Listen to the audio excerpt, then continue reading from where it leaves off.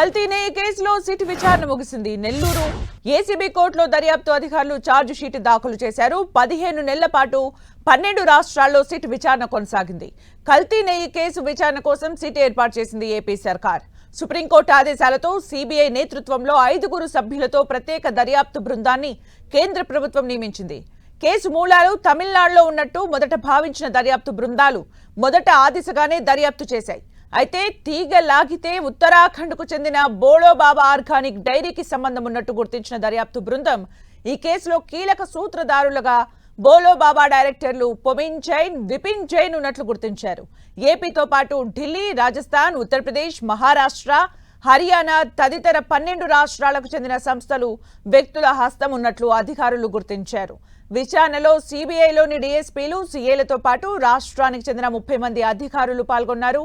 కల్తీ నెయ్యికి రసాయనాల కొనుగోలు, టీటీడీ నుంచి నగదు ఎవరెవరికి చెల్లించారు, కల్తీ నెయ్యి అని తెలిసిన తిరుమలకి అనుమతించిన వారెవరు, లంచంగా ఎంత మొత్తాన్ని తీసుకున్నారు అనే అంశాలపై పూర్తి స్థాయిలో విచారించారు. తొలి ఛార్జ్ షీట్లో 24 మందిని నిందితులుగా పేర్కొన్న దర్యాప్తు బృందాలు తాజాగా మరో 12 మంది హస్తం ఉన్నట్టు కోర్టుకు తెలిపాయి.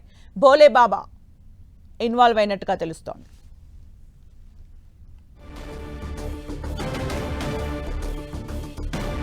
మరిన్ని అప్డేట్స్ మా ప్రతినిధి మురళి అందిస్తారు. మురళి.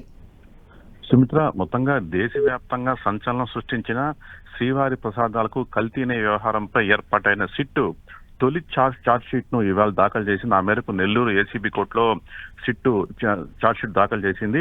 అంటే దాదాపుగా ఈ తొలి ఛార్జ్ షీట్ లో ప్రధానంగా 24 మందిని నిందితులుగా పేర్కొంది. అట్లాగే మరో 12 మంది హస్తం ఉంది. వీటిపైన లోతైన దర్యాప్తు జరపాలని కూడా ఛార్జ్ షీట్ లో కోర్టుకు తెలిపింది. అంటే మొత్తంగా ఫస్ట్ ఛార్జ్ షీట్ లో 24 మందిని అక్యూజ్డ్స్ గా ఛార్జ్ షీట్ లో పేర్కొన్నారు.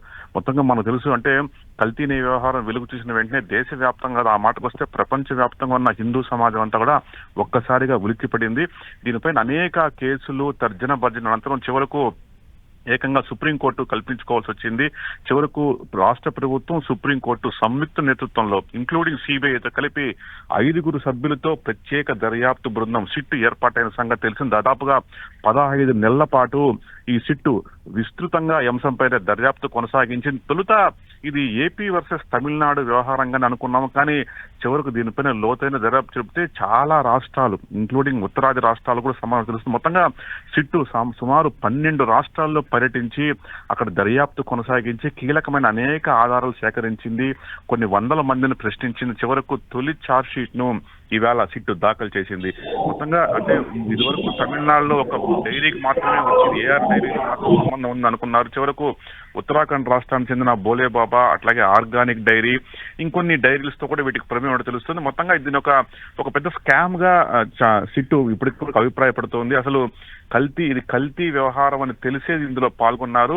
కేవలం కోట్ల రూపాయల కమిషన్ కు ఆశపడి ఒరిజినల్ కల్తీ నెయ్యకుండా ఒక కల్తీ నెయ్యిని టీటీడీకి సరఫరా చేశారు. తొలుత రిజెక్ట్ అయిన కల్తీ నెయ్యిని చివరకు మళ్ళీ పై స్థాయిలో పైరవీలు చేసి అదే కల్తీ నెయ్యినే తిరిగి మళ్ళీ టీటీడీకి సరఫరా చేశారు. కాబట్టి అనేక అంశాలని తొలి ఛార్జ్ షీట్ లో పేర్కొన్నారు. ఇంకా కూడా దీనిపై సమగ్ర దర్యాప్తు జరపాల్సినట్టుగా ఛార్జ్ షీట్ లో సిట్ అభిప్రాయపడింది. Thank you Murali for the updates.